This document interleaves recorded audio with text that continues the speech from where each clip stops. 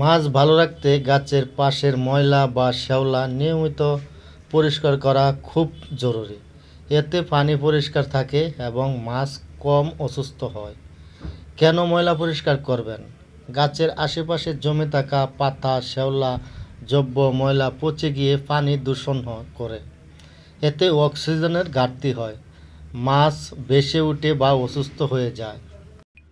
মাছ ভালো রাখার জন্য অবশ্যই আপনার নিয়মগুলো জানা খুবই জরুরি। সপ্তাহে আপনি 1-2 দিন জাল দিয়ে গাছের গোড়া, পাতা, ময়লা তুলতে পারেন। পুকুর পাড়ে যদি গাছ থেকে থাকে তাহলে ছেঁটে ফেলুন, যাতে গাছের পাতা কম পড়ে পুকুরে।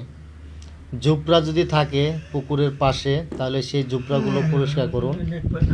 মাছ ভালো রাখতে আরও কিছু টিপস আপনি নিয়মিত করতে পারেন। চুন অথবা লবণ ব্যবহার করুন। জল পরীক্ষা করে অক্সিজেন স্বাভাবিক আছে কিনা সেটাও আপনি চেক করুন। পুকুরে কোনো সময় অতিরিক্ত খাবার ছিটাবেন না, জমে পচে পানি খারাপ করে, কিন্তু এটা মনে রাখবেন।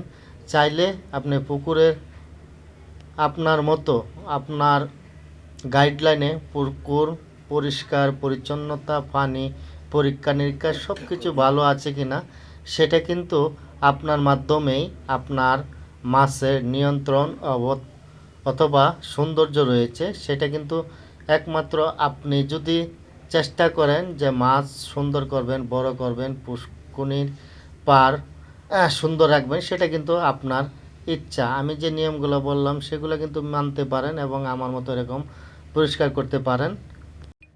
প্রত্যেকটা জিনিসই মেহনত করলে কিন্তু ভালো কিছু পাওয়া যায় এবং কি সেটা কিন্তু আমাদের কর্মফল থেকে আসে। আসলে শুধু মাছ ছেড়ে রাখলে হবে না, বড় হবে না।